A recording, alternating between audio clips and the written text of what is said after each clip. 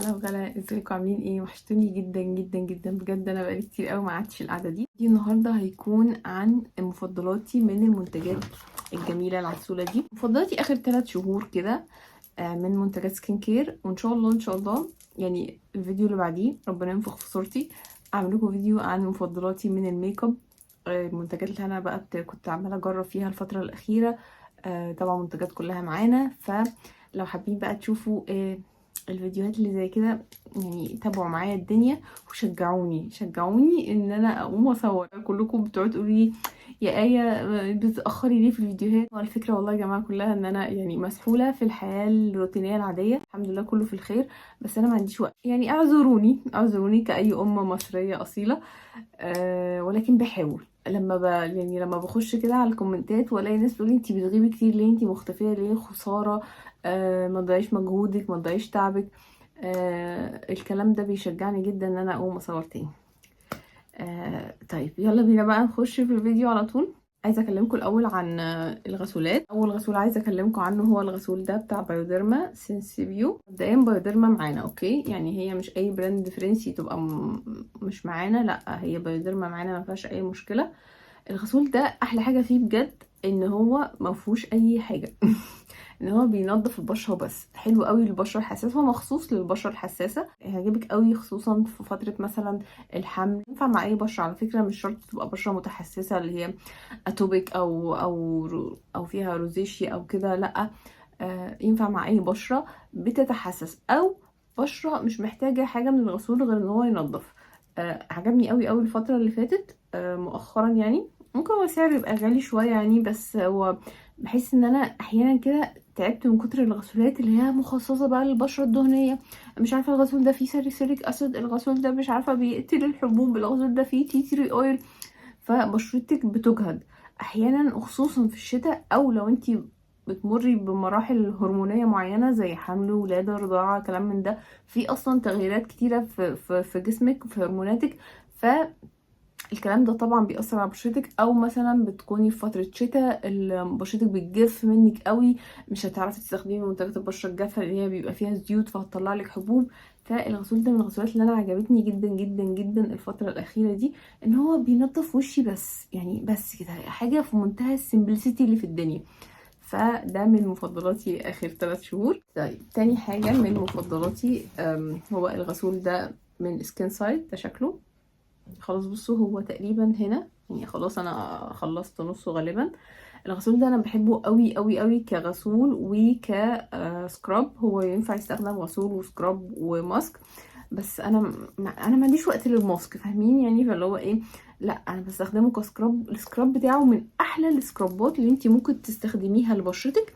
ليه بقى؟ لان هو الحبيبات اللي فيه سوفت جدا جدا جدا، وكمان بتدوب مع الميه، بتتاكتف مع الميه وتطلع الفيتامينز والمواد الفعاله اللي فيها، اللي بترطب البشره فعلا، وبتديكي احساس كده ان بشرتك مرتاحه بجد. هو والكريم بتاعه من حاجات اللي بتحسسك ان انتي بشرتك يعني حصل فيها راحة كده. الكريم بيديكي احساس بالارتواء، وهو برضو بيعمل نفس الموضوع. وكمان لما بستخدمه مثلا اكون راجعه من بره، من حر، من فرهضه، بحيث ان هو بجد ريح بشرتي، هداها كده، رطبها. من الغسولات اللي مش موجوده كتير في السوق، مفيش حد عامل الفكره دي في السوق. فمن الغسولات الجميله جدا جدا، هيعجبك قوي قوي قوي في الصيف اللي احنا داخلين فيه. كمان بايوديرما هيعجبك قوي صيف وشتاء، يعني من الاتنين. وده كمان صيف وشتاء، بس هو ليه وقته. تحس ان هو، عارفين، لو راجعه من بره ومصهده كده وحاسه ان بشرتك محتاجة ترطيب ومحتاجة تنور ومحتاجة اكسفوليات بس على خفيف عشان ما تتحسسيش، هو ده الغسول المناسب لكل الكلام ده. فبجد برشحه لكم قوي، مش هتندموا ان انتوا جبتوه.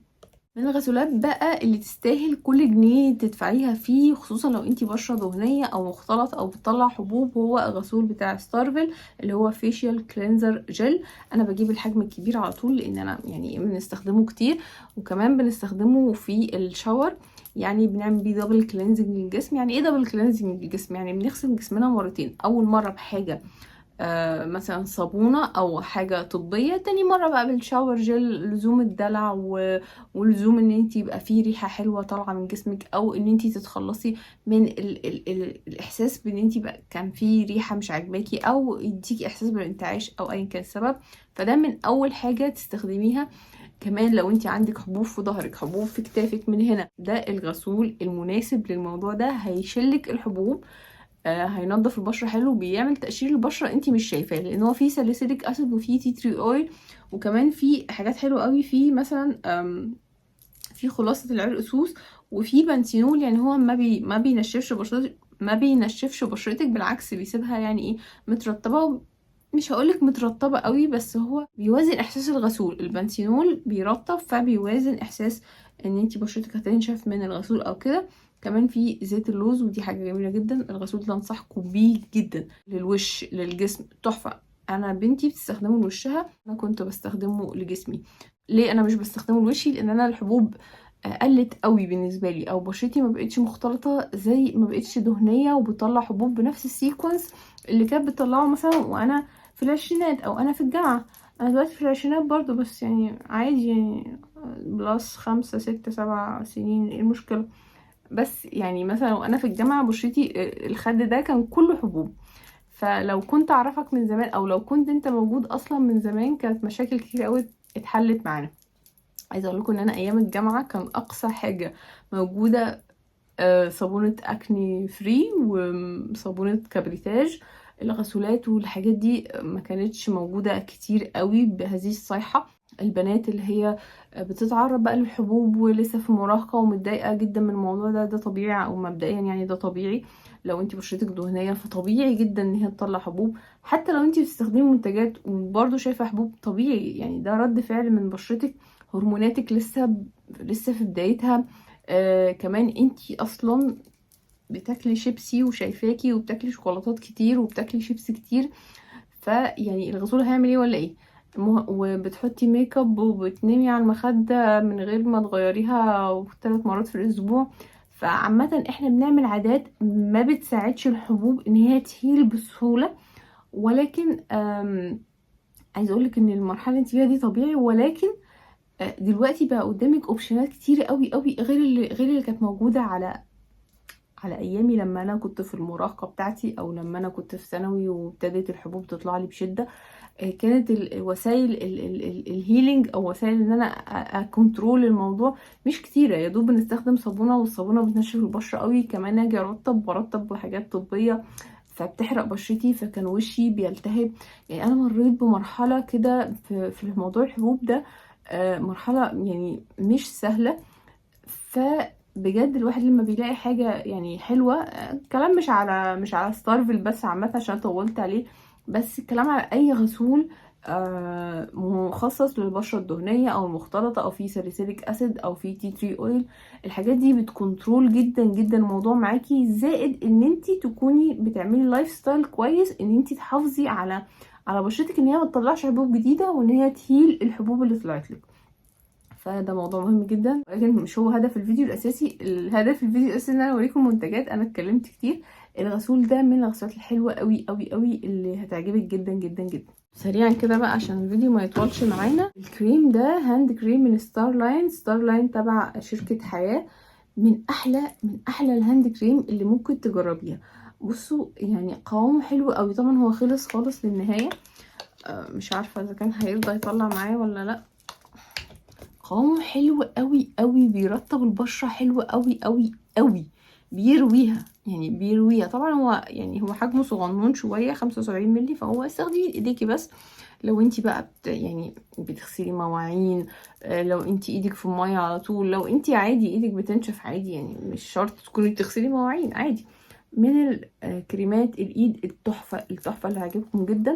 كمان جبت من ستار لاين الليب بالم ده، ومش عارفه ليه مفيش ناس كتيره بتتكلم عنه. حلو قوي قوي قوي. احلى حاجه فيه ان هو لونه يعني شفاف، عادي يمكن احطه فوق الروج، ما بيعملش الطبقه البيضاء اللي في مرطبات تانية بتعملها، هبقى اكلمكم عنها بعدين.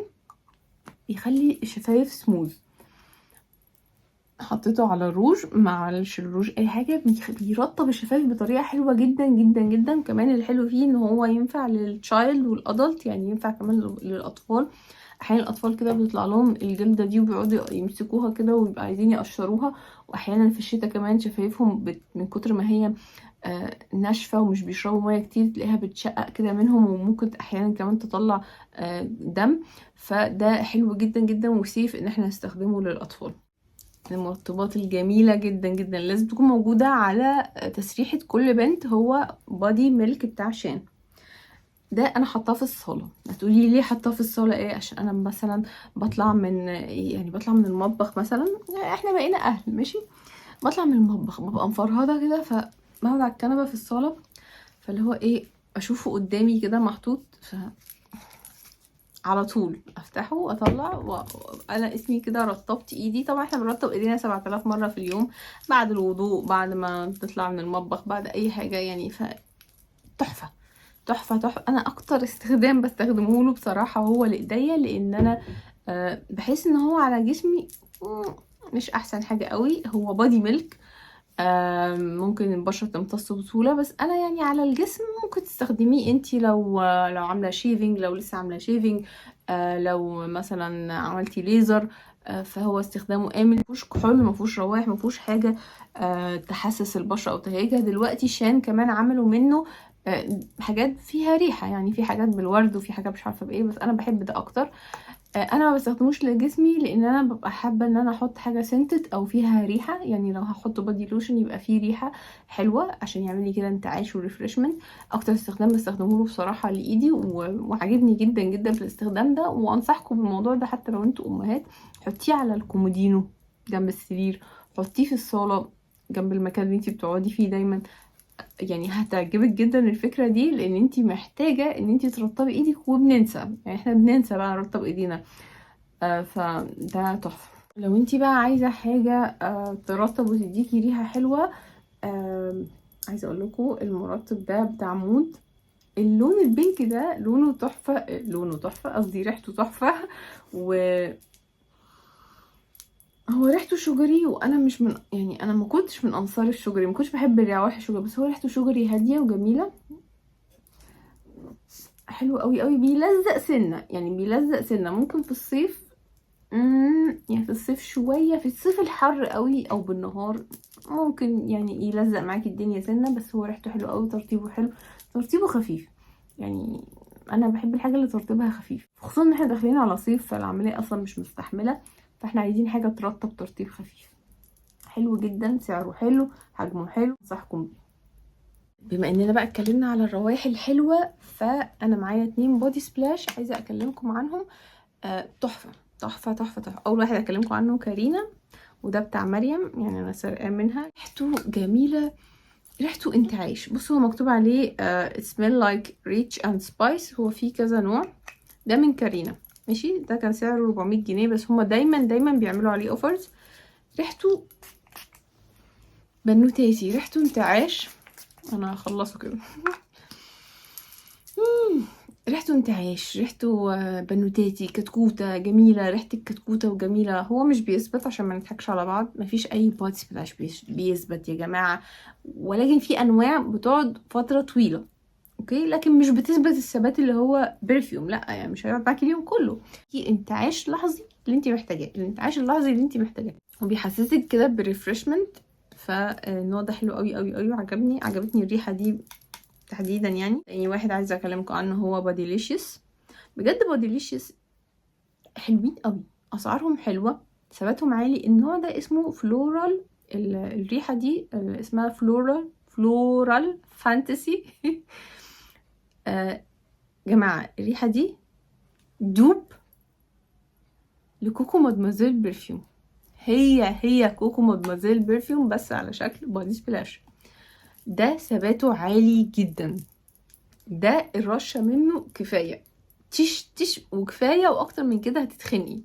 حلو جدا جدا جدا، انا عجبني، ولكن بحذر، استخدميه بحذر، اديني حذرتك اهو، لان هو فواح، واكتر من رشتين هتتخنقي، فهو كفايه عليه قوي قوي قوي رشتين وكتروا كمان.